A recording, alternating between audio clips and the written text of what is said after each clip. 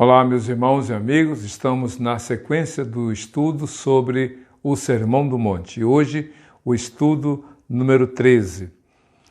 Essa parte do Sermão do Monte é muito interessante porque ela suscita, digamos assim, uma discussão que ainda hoje permanece.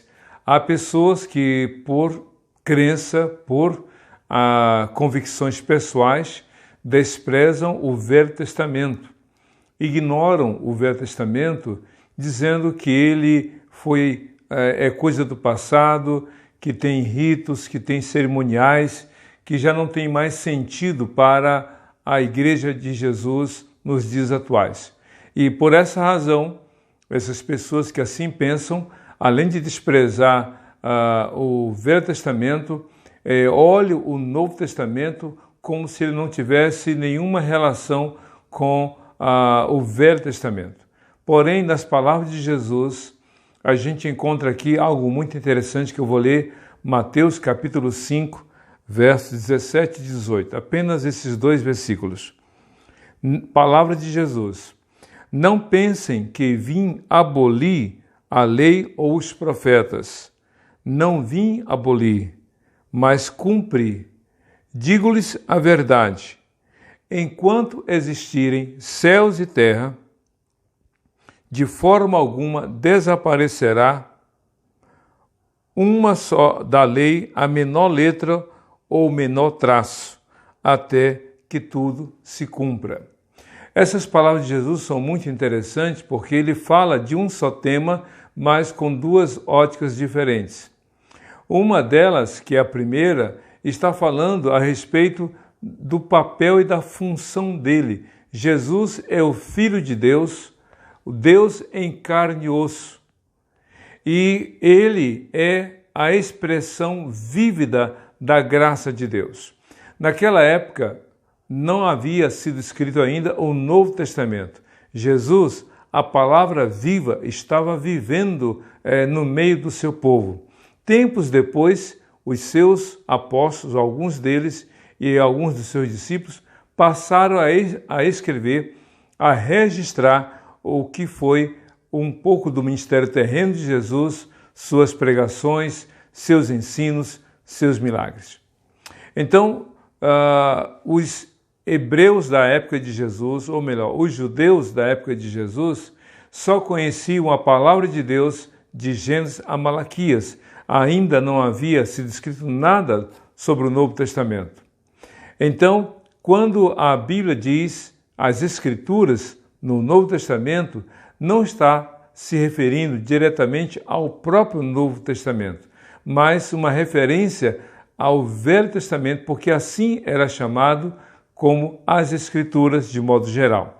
Mas os judeus na época de Jesus olhavam o Velho Testamento com três partes principais, embora houvesse quatro partes, a lei de Gênesis a Deuteronômio, os livros históricos de Josué até o livro de Esther, os livros poéticos de Jó até Cânticos dos Cânticos e os livros, os profetas maiores e menores, começando pelo profeta Isaías, terminando no profeta Malaquias. Assim era dividido o Velho Testamento.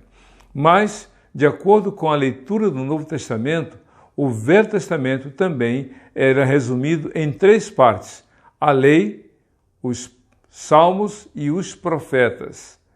E, em casos especiais, o Velho Testamento era referido como a lei e os profetas, ou de modo abrangente, as Escrituras.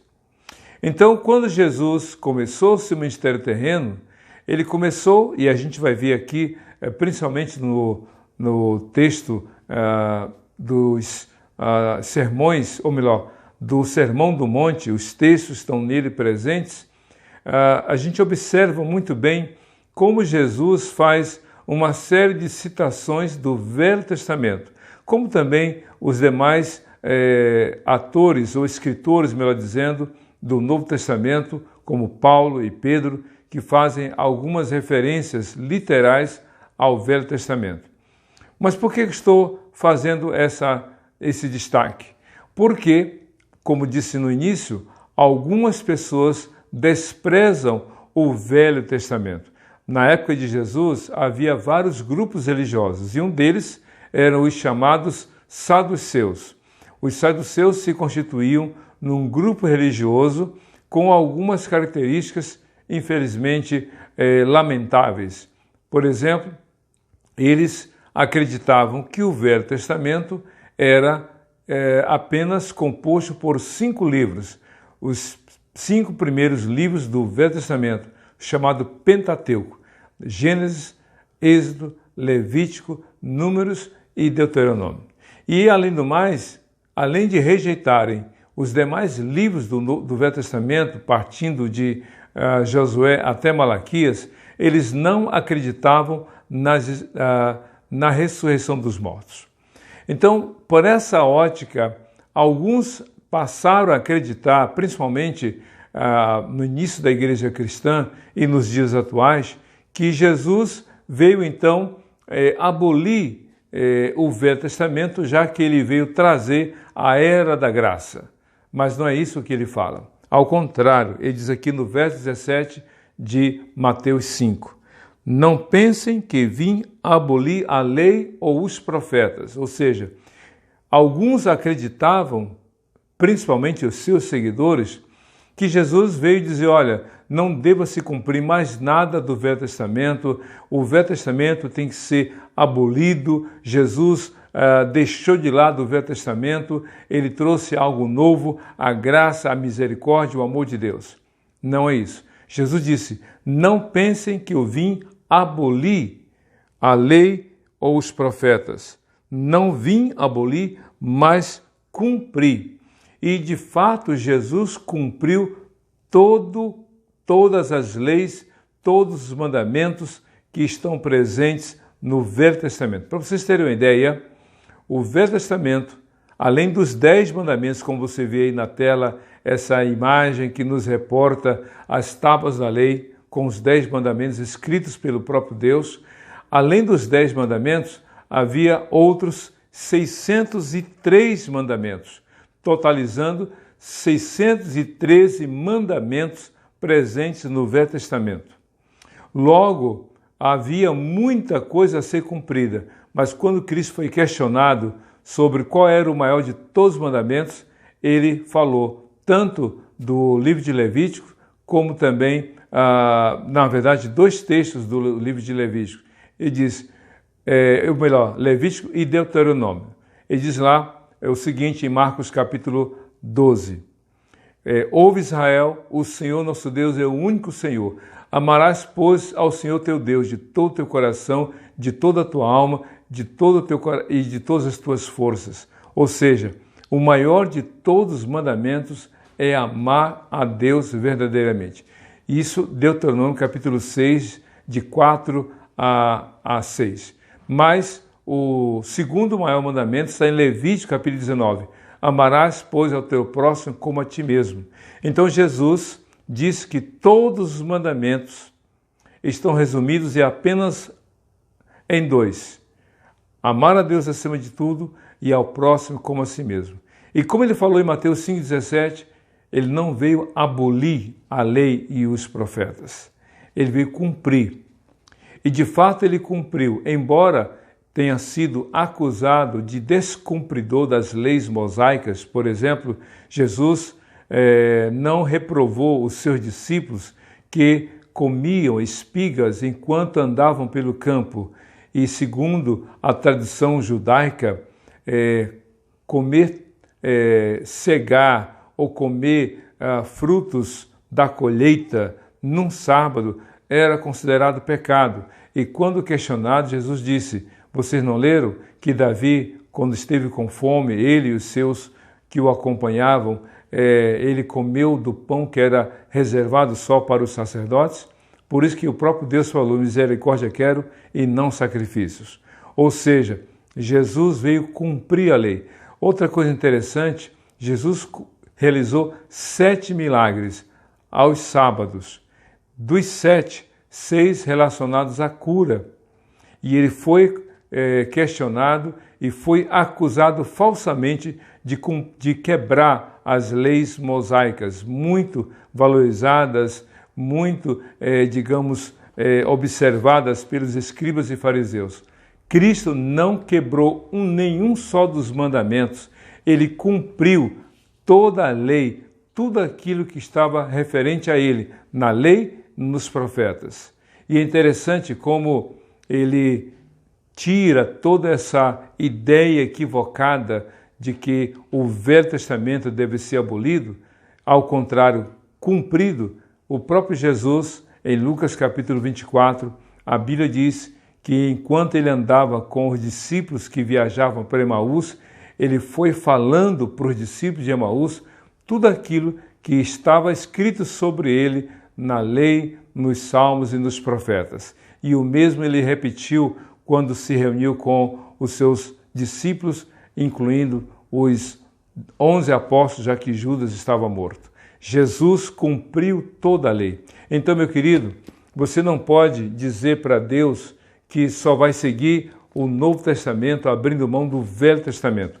Na verdade, o Velho Testamento aponta para as promessas ou apresenta as promessas que deveriam se cumprir. E o Novo Testamento evidencia o cumprimento dessas promessas em Cristo Jesus.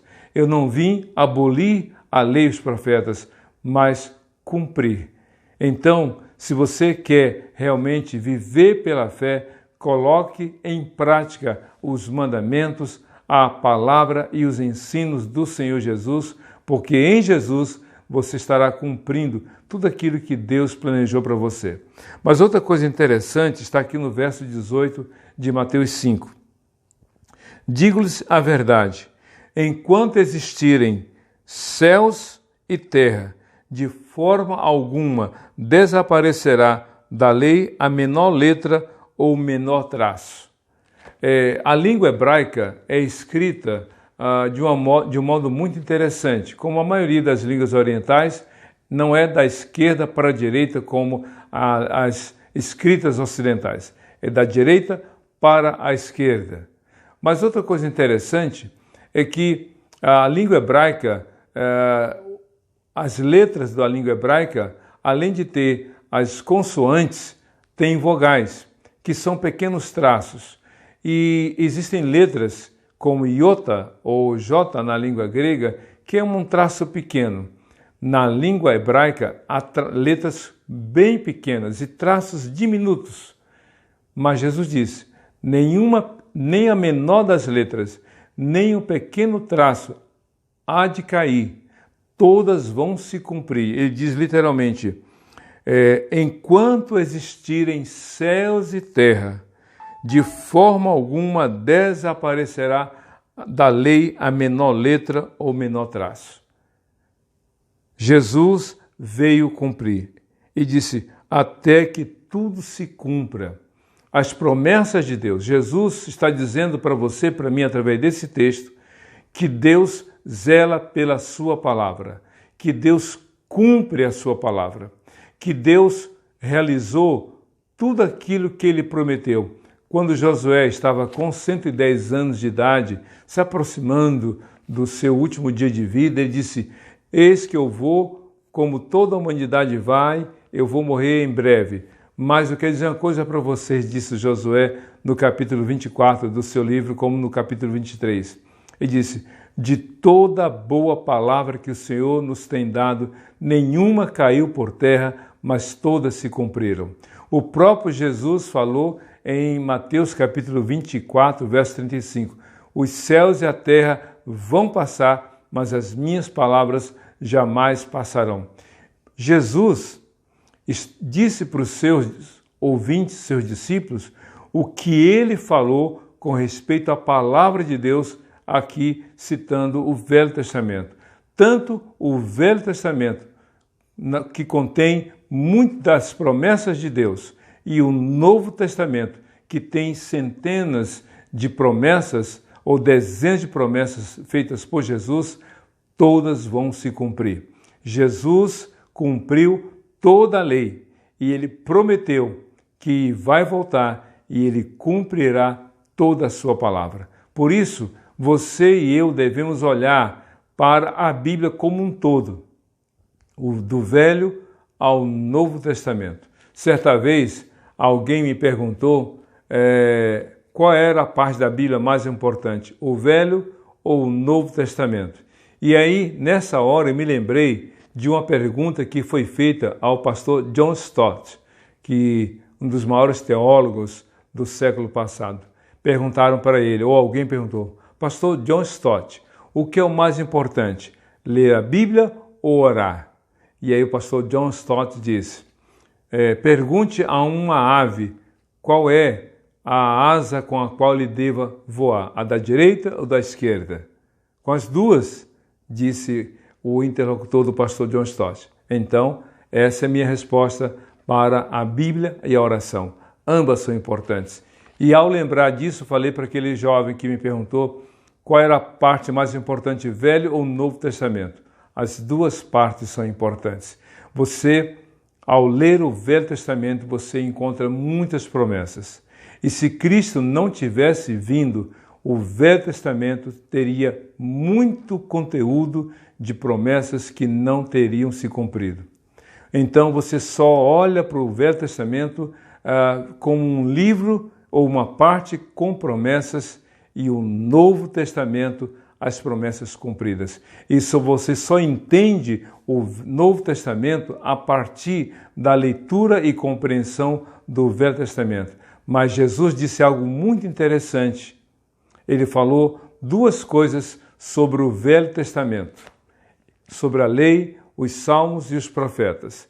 Ele disse o seguinte em Mateus 22, verso 29, vocês erram porque não conhecem nem as Escrituras e nem o poder de Deus. Disse isso para os saduceus, a quem me referi agora há pouco, que só criam de Gênesis a Deuteronômio e não acreditavam nem em anjos, nem na ressurreição dos mortos. Jesus disse, vocês estão errados, estão enganados, vocês estão no caminho do erro, porque não conhecem nem as Escrituras, se referindo ao Velho Testamento, e nem ao poder do Senhor.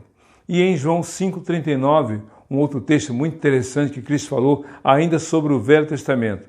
Vocês examinam as Escrituras, Velho Testamento, porque julgam encontrar nelas a vida eterna, e são elas que dão testemunho de mim. Ou seja, se você lê todo o Velho Testamento, de Gênesis a Malaquias, você vai encontrar muitas referências a respeito de Jesus. Na lei, o próprio Moisés disse, depois de mim virá um homem igual a mim, virá um profeta semelhante a mim, a ele ouvi, se referindo ao Senhor. E é interessante como Davi fez várias referências a Jesus, falando profeticamente. Abraão fez referência a Jesus. O profeta Isaías, o profeta messiânico, como assim ele é conhecido, fez referências a Jesus e tantos outros profetas. A gente encontra, portanto, na lei, nos salmos, nos profetas, referências a Jesus, e Jesus veio cumprir toda a lei. Porque uma lei, para que ela tenha validade, ela precisa ser posta em prática. É por isso que alguns dizem que certas leis brasileiras não pegam, e não pegando elas perdem o seu valor.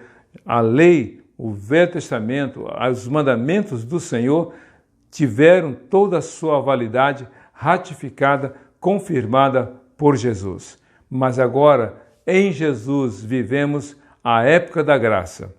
Ele cumpriu toda a lei para que nós vivêssemos pela graça. Nós estamos hoje desobrigados de cumprir a lei, mas somos necessariamente exortados e somos responsáveis em cumprir os mandamentos de Jesus que se baseiam na graça e do amor de Deus. Que Deus abençoe a sua vida.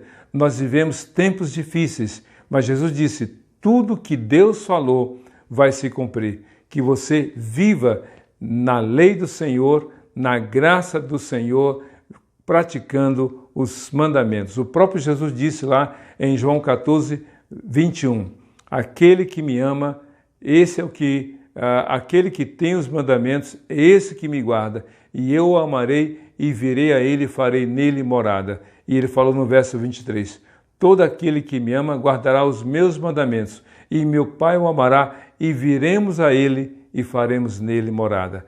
Você realmente tem a certeza de que Jesus mora na sua vida, no seu coração, porque você se dispõe a viver na obediência da palavra dele, porque ele, como filho amado de Deus, cumpriu a palavra do Senhor para a sua, para a minha, para a nossa salvação. Vamos orar agora? Feche seus olhos, vamos encerrar essa breve meditação com oração nesse momento. Deus de amor, muito obrigado por esse dia, por essa oportunidade de refletir na tua palavra, que a mensagem de Jesus se cumpra na vida de cada um de nós e que sejamos não apenas ouvintes, mas praticantes da tua palavra, porque em Jesus, que cumpriu toda a lei, veio trazer a salvação para todos nós, os que cremos nele. É isso que nós já te agradecemos, no nome de Jesus. Amém e amém. Que Deus te abençoe, hoje e sempre.